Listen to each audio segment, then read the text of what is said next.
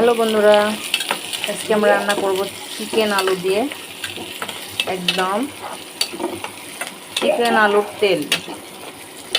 তো আপনারা দেখতে থাকেন। আমি এখানে পেঁয়াজ দিয়েছি পরিমাণ মতো, প্রায় 1 কাপের মতো পেঁয়াজ দিয়েছি। পেঁয়াজটাকে সুন্দর করে ভাজবো, ভেজে তারপরে আমি এখানে এক এক করে সব মশলা দেব।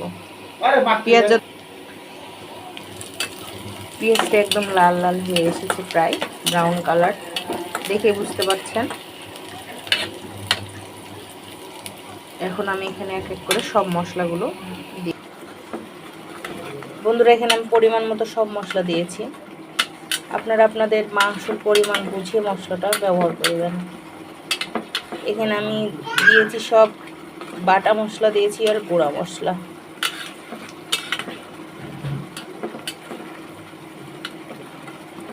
হলুদের গুঁড়া, মরিচের গুঁড়া, ধনিয়া গুঁড়া, জিরা গুঁড়া আর হচ্ছে আদা রসুনের পেস্ট, এটা আমি দিয়েছি। এখানে লবণ দিয়েছি পরিমাণ মতো, সব কিছুই দিয়েছি। এখন এটাকে আমি ভালো করে কষিয়ে নেব। মশলা থেকে আমার তেলটা ছাড়িয়ে দিয়েছে বন্ধুরা, দেখতে পাচ্ছেন। এই যে মশলাটা আমার ভালোভাবে কষানো হয়ে গেছে। এখন আমি এখানে মাংস মানে চিকেন আলু একসঙ্গে দেবো।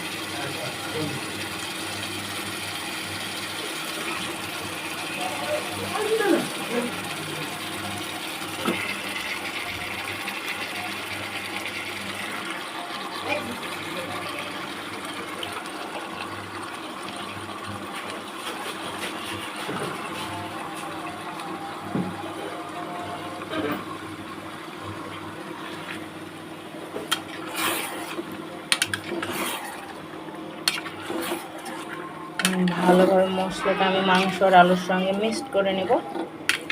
তারপরে আস্তে আস্তে এখন সুন্দরভাবে কষাবো। মুরগি যত কষাবেন, মুরগির মাংস যেটা আর কি, অনেকে চিকেন বলেন, ঠিক আছে, সেটাকে যত কষাবেন তত টেস্ট হবে। গরুর মাংস বা খাসির মাংসটা একটু কষাতে হয় বেশি, গরুর মাংস কম কষালে খাওয়া যায়, কিন্তু চিকেনটা না বেশি করে কষালে এর একটা গন্ধ থাকে, স্মেলটা খুব খারাপ লাগে। এই জন্য এটাকে এখন ভালোভাবে কষিয়ে নেব। আপনারা দেখতে থাকেন। এই দেখুন বন্ধুরা, আমার চিকেনটা কষানো হয়ে গেছে, একদম তেল ছেড়ে দিয়েছে। আমি এখানে প্রায় 20 মিনিট ধরে চিকেনটা কষালাম, কারণ চিকেন যত কষাবো তত টেস্ট, বললাম তো।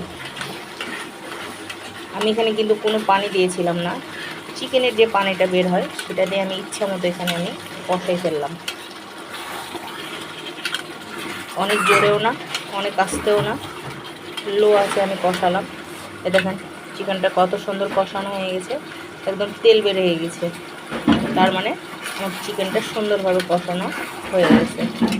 এখন আমি এখানে একটু পানি দিব, দিয়ে আমার যে একটা পার্সোনাল মশলা আছে সেটা দিয়ে আমি নেমে নেব।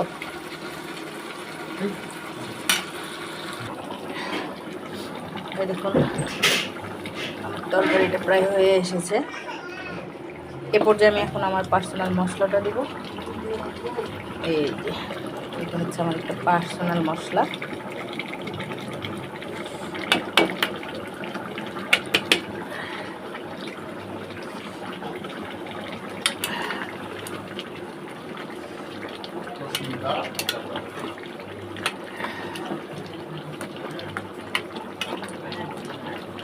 এখন আর জাল দেব না, নেমে নেব। এই হলো আমার তরকারিটার ফাইনাল লুক, চিকেনের ফাইনাল লুক বন্ধুরা। তো অবশ্যই ভালো লাগলে কমেন্টে জানাবেন, লাইক দিবেন আর আমার চ্যানেলটাকে সাবস্ক্রাইব করবেন। আল্লাহ হাফেজ।